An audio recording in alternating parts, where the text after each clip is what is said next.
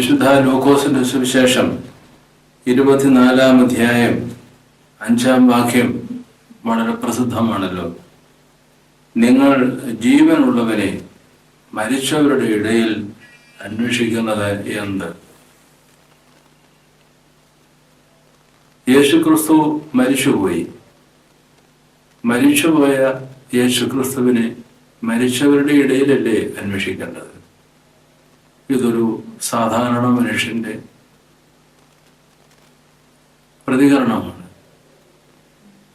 പ്രതിപ്രവർത്തനമാണ്. ഒരാൾ മരിച്ചാൽ അയാളെ അന്വേഷിക്കേണ്ടത് മരിച്ചവരുടെ ഇടയിലാണ്.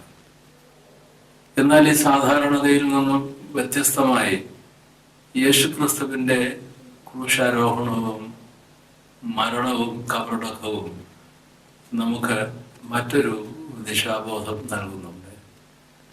യേശുക്രിസ്തു മരിച്ചത് പുനരുത്ഥാനം ചെയ്യാനും മറ്റുള്ളവരുടെ ജീവിതത്തിൽ പുനരുത്ഥാനത്തിന്റെ അനുഭവം നൽകുന്നതിനുമാണ്.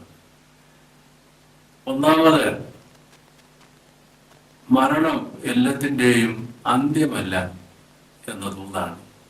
സാധാരണയുള്ള നമ്മളുടെ വ്യവഹാരം മരണത്തോടെ, മണ്ണിൽ അലിഞ്ഞു ചേരുന്നതോടെ ജീവിതത്തിൻ്റെ ആത്യന്തികത അവിടെ അവസാനിക്കുകയാണല്ലോ.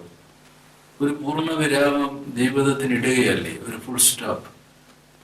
എന്നാൽ യേശുക്രിസ്തുവിന്റെ പുനരുത്ഥാനം നമുക്ക് തരുന്ന ഒരു വലിയ സന്ദേശം ജീവിതം മരണത്തിനും അപ്പുറത്തേക്കും പോകുന്നതാണ് എന്നുള്ളതാണ്. അതുകൊണ്ട് ഒരു പുതിയ വായന മരണത്തിന് നൽകുവാൻ യേശുക്രിസ്തുവിന്റെ ക്രൂശിലെ മരണം നമുക്ക് ഒരു വലിയ സന്ദേശം തരുന്നുണ്ട്. രണ്ടാമത്, മരണത്തിന് മധ്യേ ജീവന്റെ തുടിപ്പ് കണ്ടെത്തുവാനുള്ള ഒരു വലിയ ഹൃദയത്തിന്റെ പ്രത്യാശ യേശുക്രിസ്തു നമുക്ക് തരുന്ന ഒരു വലിയ സന്ദേശമാണ്. മരണം മുമ്പിൽ കാണുക.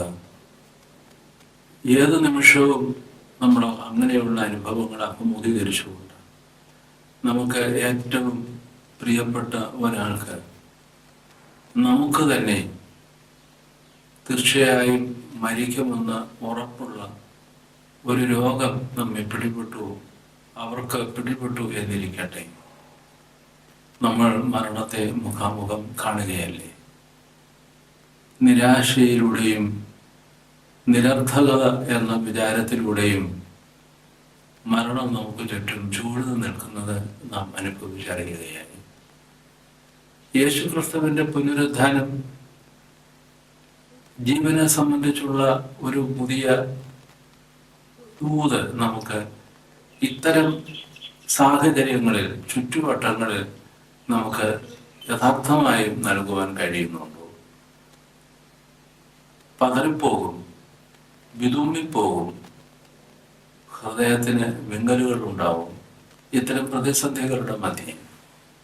പക്ഷേ കർത്താവ് നമ്മളോട് ആവശ്യപ്പെടുകയാണ്, ഈ ദുഃഖത്തിൻ്റെയും ഈ പ്രതിസന്ധിയുടെയും ഈ സാഹചര്യങ്ങളിൽ ജീവൻ നൽകുന്നവനായ കർത്താവ് പുനരുത്ഥാനത്തിന്റെ പ്രകാശം പരത്തിക്കൊണ്ട് നമുക്ക് നേർക്കുനേർ വരുന്നു എന്നുള്ളത്.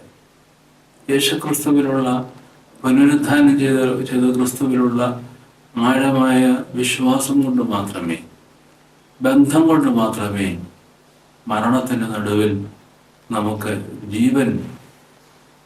ജീവന്റെ പ്രകാശം കാണാനും പ്രത്യാശകൾ നമ്മളുടെ ജീവിതത്തെ ഉറപ്പിക്കുവാനും നമുക്ക് കഴിയുകയുള്ളൂ.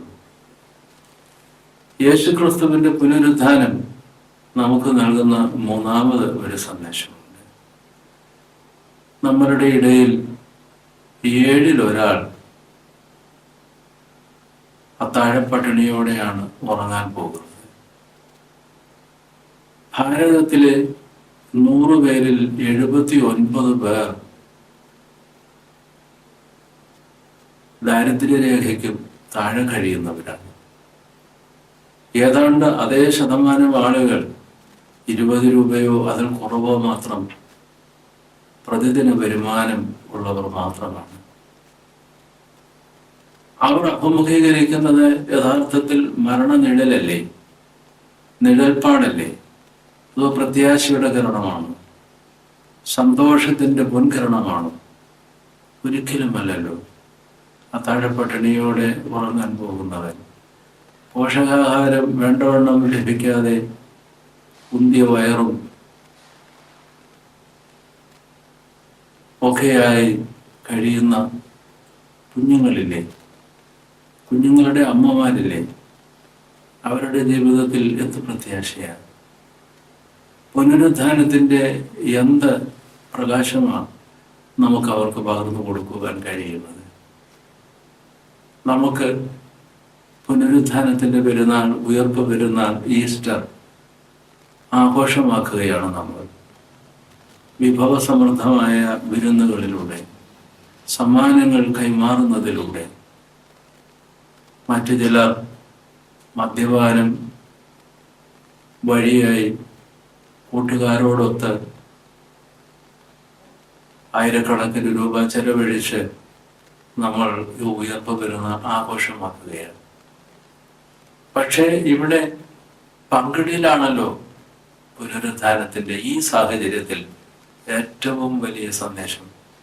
ആ സന്ദേശം വാക്കിലൂടെ അല്ലല്ലോ, നമ്മളുടെ പ്രവർത്തനത്തിലൂടെ, പങ്കിടലിലൂടെ അല്ലേ നമുക്ക് മറ്റുള്ളവർക്ക് പ്രകാശിപ്പിക്കുവാൻ കഴിയുക.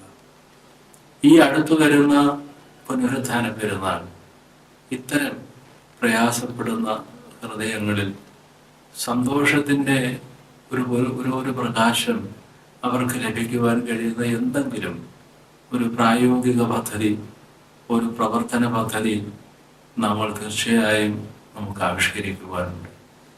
നമുക്ക് ലഭിക്കുന്ന ചെറിയ വരുമാനത്തിൽ നിന്ന് ഒരംശം മാറ്റിവെക്കുവാൻ, വലിയ ആർഭാടങ്ങൾക്ക് പകരം സന്തോഷത്തിൻ്റെ, കുടുംബങ്ങൾ ഒത്തുകൂടുന്നതിൻ്റെ ചെറിയ അനുഭവങ്ങൾ വലിയ സ്പന്ദനങ്ങളായി തിരിച്ചറിഞ്ഞ് അങ്ങനെ ആഘോഷിക്കുവാൻ, അതോടൊപ്പം തന്നെ മറ്റുള്ളവർക്ക് വേണ്ടി, പാവങ്ങൾക്ക് വേണ്ടി അതിലൊരംശം നീക്കിവെക്കുന്നതിലുള്ള, അങ്ങനെ അവരുടെ ജീവിതത്തെ അർത്ഥപൂർണമാക്കുന്നതിനുള്ള ഒരു പദ്ധതി കൂടെ ചേർത്ത് വെച്ചുകൊണ്ട് അവരെയും കൂടെ നമ്മളോട് ചേർത്ത് നിർത്തിക്കൊണ്ട് വേണം ഈ പുനരുദ്ധാന പെരുന്നാൾ നമുക്ക് ഈ വർഷം ആഘോഷിക്കുവാൻ.